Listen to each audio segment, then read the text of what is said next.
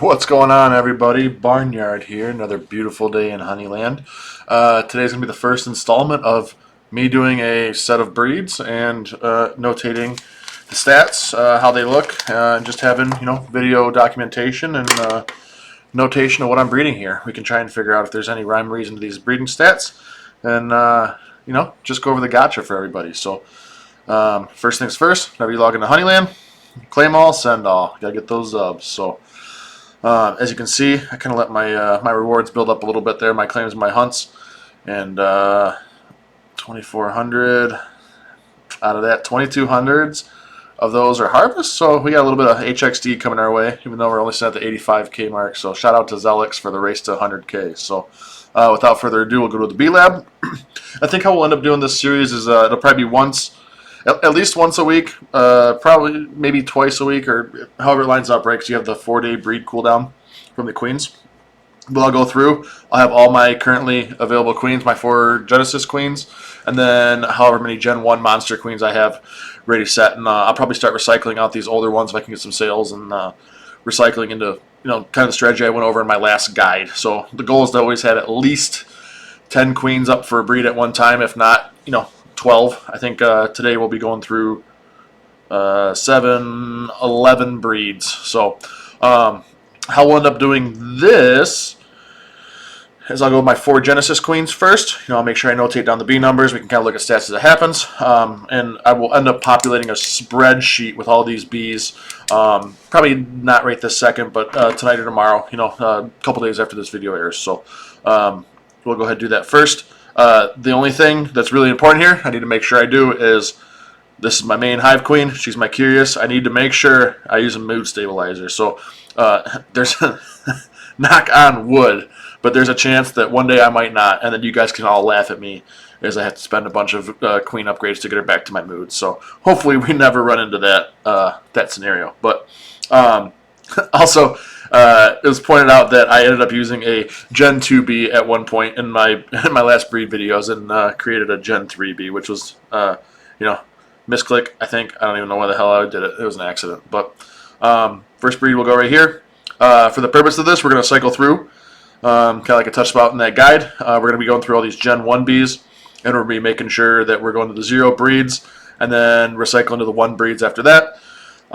It just doesn't make sense from an HXD sync perspective or an investment ROI perspective to be doing more than 2 breeds per B. So we'll go ahead and do our first breed. You can see Solana went up a little bit compared to HXD, and that's why we're looking at 21.7, 22-ish HXD right now for the mint cost of breeding a B.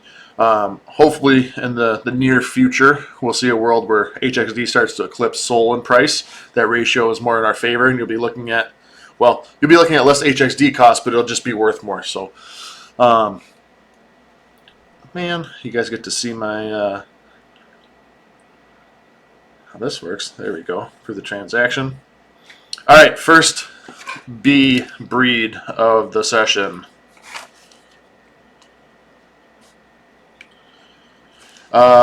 So it's a Genesis queen, so the stats are lower comparatively to the Gen 1 queens that we'll be using. So you can see right there, a little bit lower stats than the 198 that we're aiming for. And I would say that's probably slightly below average for the stats that we should be anticipating for that queen. So we'll go next Genesis queen. We'll go, I think we're still filtered there to the Gen 1Bs. Ooh, we got a Sabona boy coming in hot. Maybe it'll make a little Sabona baby. I don't know. We'll see. That'd be pretty cool. Man, I didn't even look to see what the mood was on that 245995. Okay, just gonna check it out. I'll notate that too. And yeah, the plan is probably to I'll make a spreadsheet document to notate all these beads as it happens, and then I will be listing all non-curious and probably I'll probably hold on to the board bees as well, just because that's the wife's hive is a board hive, so. She'll probably get the board bees. So, but pretty much everything but the curious and the board will be up for sale, is the plan, I think, tentatively. Maybe. There we go. Here's our next bee. We got an anxious with, man, frankly, crappy stats. So I guess that's the game we're playing today. The good thing though is that I guess the breed cost is significantly cheaper using these Genesis Queens comparatively, right? Because we don't have the recycling cost of the Gen 1, breed cost that we broke down. And right off the top of my head, I can't remember it. I want to say it was like 75, was 150 HXD per breed slot in a Gen 1 queen, I think is what the math came out to. I know I'd have to go back and look, but upon some of my further reflection of the last video, and talk with a couple other people about these breeding mechanics, and one, I wanted to make sure that that the cost, I think, was fairly accurate, and the expected ROI was like fairly reasonable, right? So came to the conclusion that I think, yes, the 350 HXD is probably an accurate cost running the strategy that we ran in the last video. And yeah, you could probably expect around 175-ish HXD profit on average for a lot of these breeds. There's a frustrated 4, 5, 9, 9, 8. Yeah, again, I think these are probably closer to the average-ish stats we can expect on some of these bees coming out from these Genesis Queens. Again, lower stats comparatively, right? We're looking, in the 260s for a lot of these stats. But it just makes sense to make, these are, on average, higher tier bees than some of the Gen 3s or the Gen 2s, and pretty much anything you're hatching. And that's where we're going with it. We're trying to create premium assets for the HoneyLand ecosystem. But yeah, to my point, further reflection upon my breeding strategy thus far. One, I wish I never would have taken a month or two break from breeding out my Genesis Queens. I had taken a break because I hit level 30, right? And at that point, I was just breeding for the experience every day. But I wish I would have kept breeding the entire time just for the asset creation. That's the beauty of the Genesis Queens. Oh, there we go. That's a nice... See, there you go. That's a nice breed. That's some good RNG for us right there. So you can see, man, average of roughly 210-ish across the board. 205 in endurance. So that's about... Oh, man, that's... Anti-tank, anti-tank astrologer. So I'm not huge on the PvP, but I think that's a pretty good attack profile. Obviously, the PvP stats are pretty low, but I think that's a pretty solid B. Now we'll move into our Gen 1 Queen monsters, and hopefully we get some great RNG and pop up some awesome bees here. So that's the plan. But yeah, that's part of the inherent value of the Genesis Queens, right? Is you're not limited to a breed count. So in theory, every breed slot on a Genesis Queen, because it's unlimited, you're looking at a reduced cost for each breed going forward, right? Because you just keep breeding in continuum if you're doing it right. So yeah, I wish I would not have taken a couple-month break. That that's cost lost, lost cost potential. I don't know however you want to label it, but oh, there we go. AK with a cigar, some stoner eyes, and a pirate hat. My dude. Killing it. He excited, but he doesn't look that excited, I guess. Decent B ish. I mean, slightly below average. Again, we want to get the 200 plus in endurance as kind of our main, the main dictator of floor price. Let's see here. Next one, we got the Predator Queen. Don't let us down. Oh, but the other thing I was going to say is that, hindsight, I wish I would have been breeding my Genesis Queens with Gen 1 males as opposed to using a lot of the breed slots on my Genesis males. Reason for this is, man, I guess in hindsight, I rather would have had the RNG boost of producing Gen 1 babies using the stats of my Gen 1 Queens as opposed to my Genesis Queens. Because as we're seeing right now, the average stats is going to be higher on the Gen 1 Monster Queens comparatively to the Genesis Queens. Another average B right there. Happy, happy boy. Says he's happy, but he doesn't look happy. Got the buffalo plaid, beer. Again, cigar and stoner eyes. Maybe that's my the trait I'm attracting into this world right now. We'll go our next breed here. But yeah, and you'll see like a lot of my Genesis bees I bred out 5, 6, 7 times. I think at one point HXD was cheaper, so that's how I justified it in my head. Although that's wrong. 1 HXD equals 1 HXD. But at the time, I was like, oh man, I can afford to spend it now. Try and create some Gen 1 offsprings that are higher stats. But yeah, wish I would have just used the better quality queen as opposed to the Genesis queens. Hindsight, and I guess going forward, that's my new strategy. How I'm going to tailor it there. So anyone just now getting into breeding and sinking significant investment into higher quality assets or breeding hives, that would be my suggestion. And there's a below average bee. Boo, this guy. And he's anxious. Boo. Alright, Velma. Do something for me.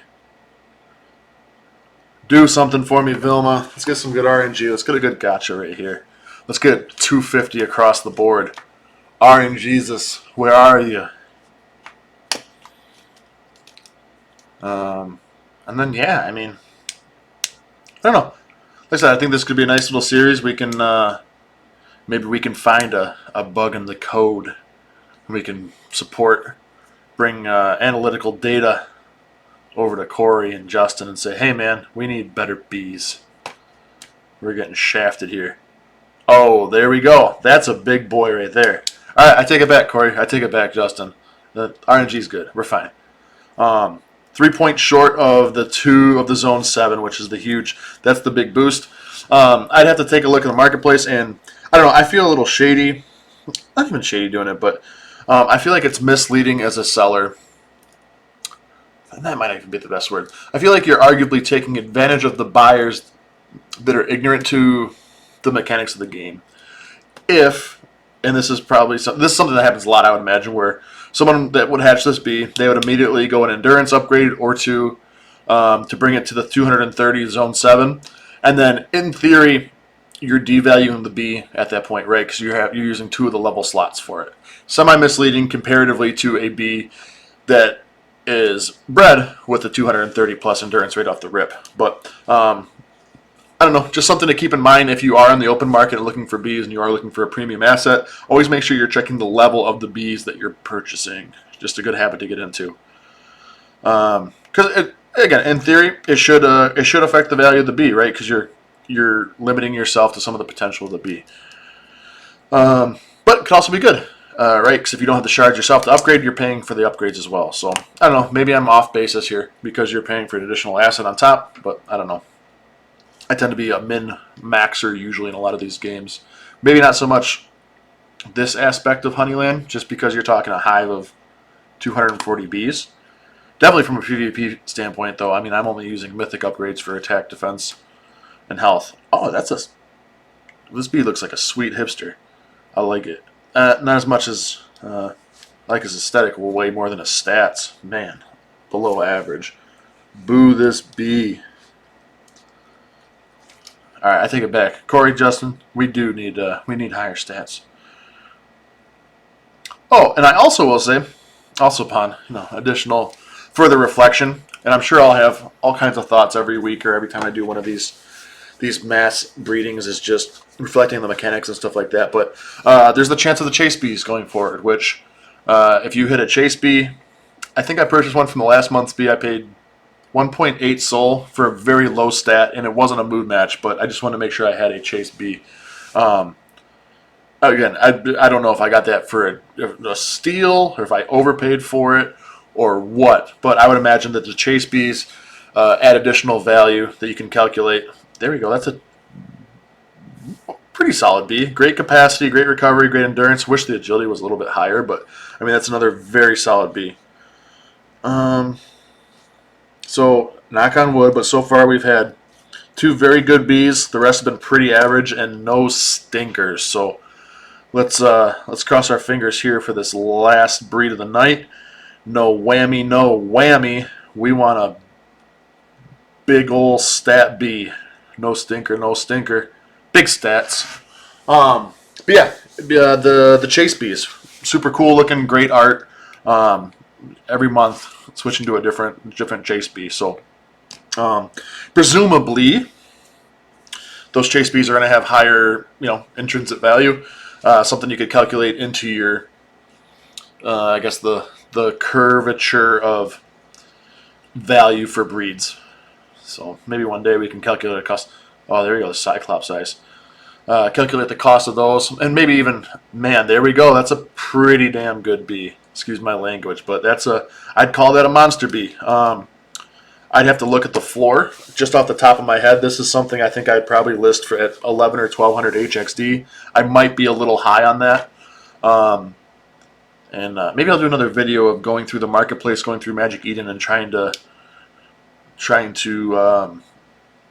figure out listing price and see what the activity level is looking like. So I know we kind of touched on that in the last video. This one's going to be a little bit shorter, and I'd like to keep it, I don't even know what time I'm at right now, 15 minutes. So I like to keep this under 20 minutes for sure. So I'll probably do another video of actually listing these bees either tomorrow or Sunday, and show you what exactly I'm looking for, how to look into, figure out comps, right? So it's a common phrase if you're ever doing resale on like eBay or sports cards or other, tangible items. You always look at comps, right? You look at recent sales, you look at current listings, and you try to decide a demand for a specific product, right?